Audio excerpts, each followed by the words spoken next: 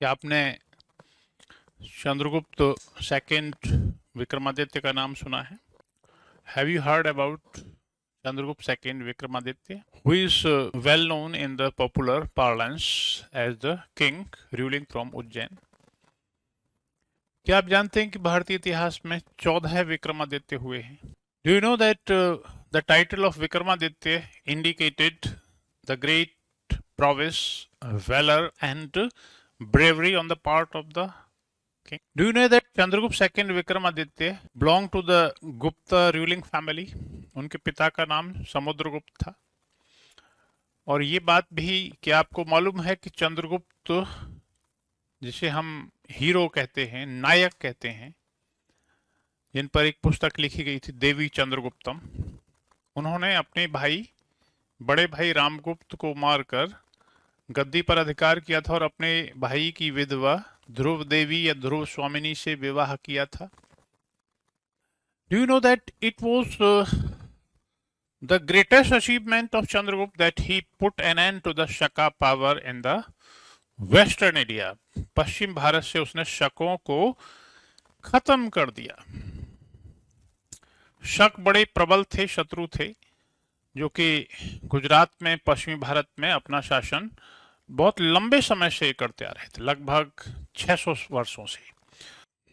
शकों की पावर इतनी ज्यादा थी कि शकों ने चंद्रगुप्त के बड़े भाई रामगुप्त को भी पराजित कर दिया। Do you know that Chandragupta second Vikramaditya promoted the scholars in his court.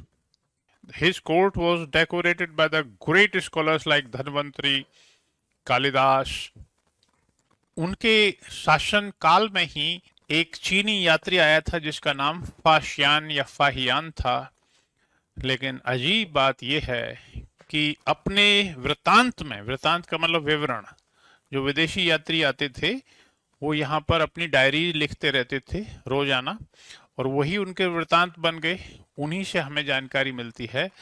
लेकिन इंटरेस्टिंग बात यह है कि उस वृतांत में इतने महान सम्राट के नाम तक का भी उल्लेख नहीं है। तो चंद्रगुप्त सेकंड विक्रमादित्य, सबसे पहली बात इनके बारे में जो है वो ये है कि ये गुप्त वंश के शासक थे। इनका मौर्यों से कोई रिश्ता नहीं था, ये गुप्त वंश के शासक थे, और इनके पिता का नाम था समुद्रगुप्त। तीसरी बात ये कि समुद्रगुप्त की मृत्यु के बाद साम्राज्य में संघर्ष हुआ, हम इसे उत्तराधिकार युद्ध भी कह सकते हैं, और उसमें दो कंटेंडर थे। दो कंटेंडर कौन थे? राम और चंद्र। राम बड़े भाई थे और चंद्र छोटे भाई थे। यह घटना विभिन्न स्रोतों में अलग अलग रूपों में दी गई है, और इसको कहते हैं रामगुप्त की ऐतिहासिकता की समस्या। कुछ लोग कहते हैं रामगुप्त ऐतिहासिक व्यक्ति था, और कुछ लोग रामगुप्त की ऐतिहासिकता को खारिज कर देते हैं। लेकिन यह कहानी रोचक हो। मैंने अभी बताया कि शक जो थे पश्चिमी भारत में, इस क्षेत्र में बड़े प्रबल थे। जब समुद्रगुप्त ने अपने अभियान चलाए तो शकों ने उसकी अधीनता स्वीकार कर ली। लेकिन जैसे ही समुद्रगुप्त की मृत्यु हुई और जैसे ही साम्राज्य के लिए दोनों भाई आपस में लड़ने लगे, शकों ने अपना सिर उठा लिया और राम को पराजित कर किया, और इतना विवश कर दिया कि Ram agree to hand over his wife Dhruva Devi to the Shaka chief. Shaka राजा को अपनी पत्नी देने के लिए तैयार हो गया। जब पता चला चंद्र को, तो अपने राज्य की इज्जत ख्याति के अनुरूप उसने स्त्री के वेश में, ध्रुव देवी के वेश में शक राजा के शिविर में प्रवेश किया। उसने शक राजा को न केवल मार दिया बल्कि उसके राज्य पर भी कब्जा किया और अपने भाई राम को भी उसने मार दिया। Then he married his brother's widow Dhruva Devi और ध्रुव स्वामिनी। इस कथा को आधार बनाकर एक प्ले लिखा गया, नाटक लिखा गया, जिसे देवी चंद्रगुप्तम कहा। इसके लेखक हैं विशाख दत्त। ये नाटक है देवी चंद्रगुप्तम। तो इस तरह से Chandragupta acquired the throne in this special emergency situation in which his empire was threatened by the aggression of the Shakas, and in the condition when his elder brother Ram did prove just like a coward and agreed to hand over his wife even to the Shaka chief. Thereupon, just like a hero, enters Chandra and then he saves the honor of the Gupta ruling family. Chandragupta के बारे में जो एक और महत्वपूर्ण बात है वो यह है कि उसे ये विरासत में मिला था। शक संघर्ष उसे विरासत में मिला था। तो शकों का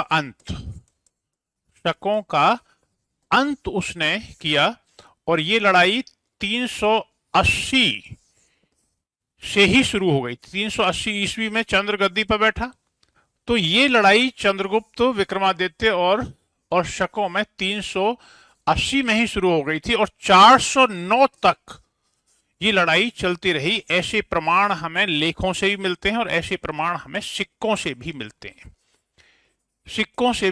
अंतिम शक शासक के सिक्के 409 के हैं। इससे बाद के कोई सिक्के नहीं मिले हैं।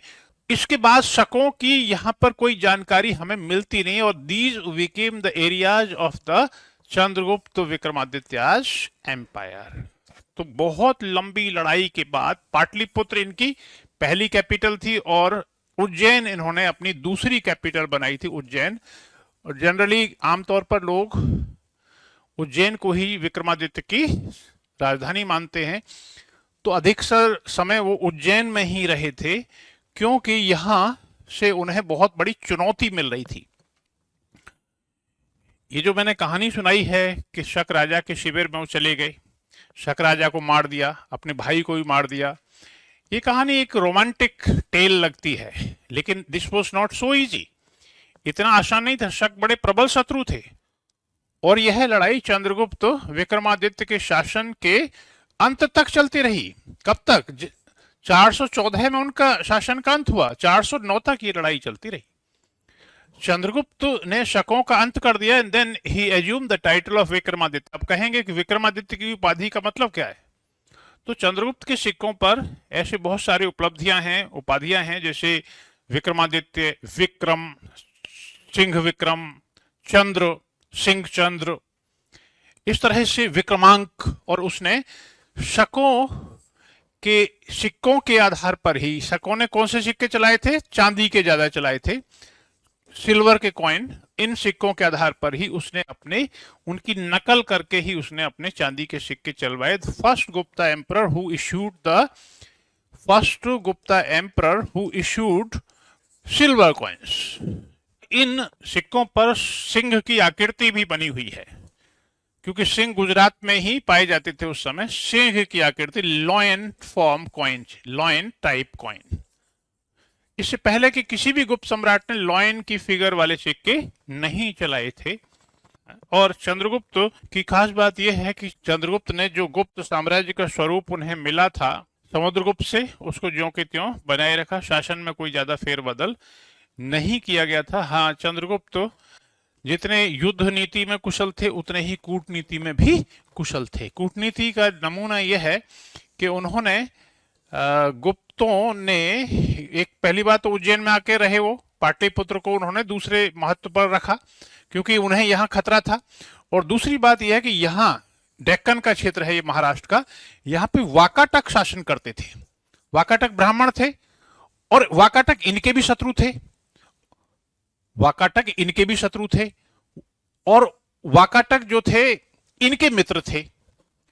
तो इस तरह से दोनों मित्र अल एक हो गए, शकों के खिलाफ दोनों एक हो गए। इस मित्रता संबंध को मजबूत करने के लिए वाकाटक राजकुमार रुद्रसेन के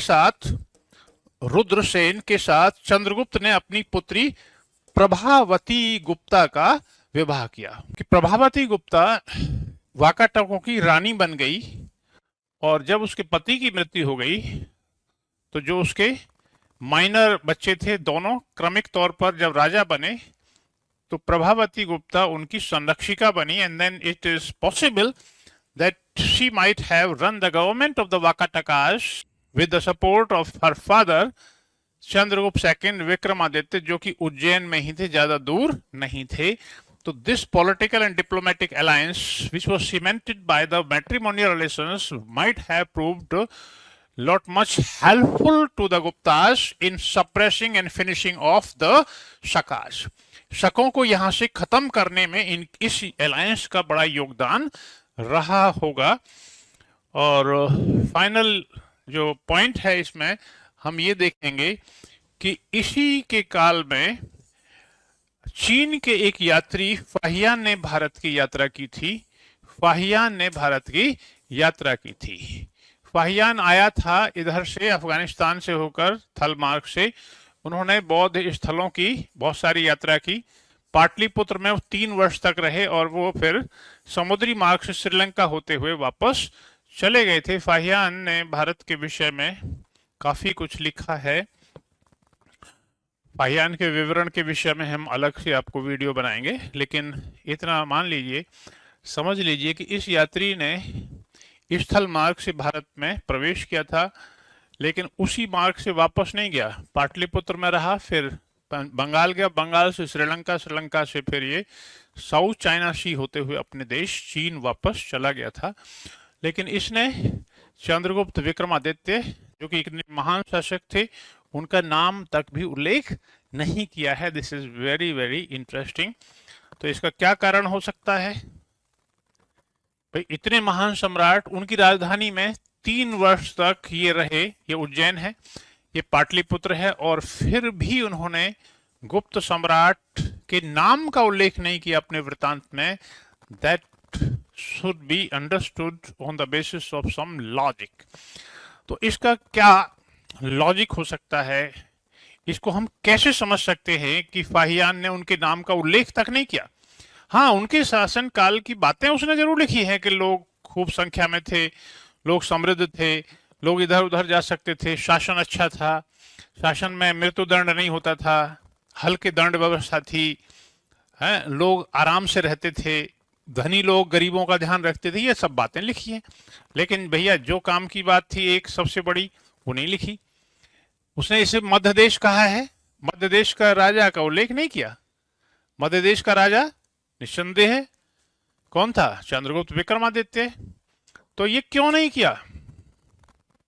this is a major issue. क्यों नहीं किया, इसका एक लॉजिक हो सकता है, कोई तो कारण होगा।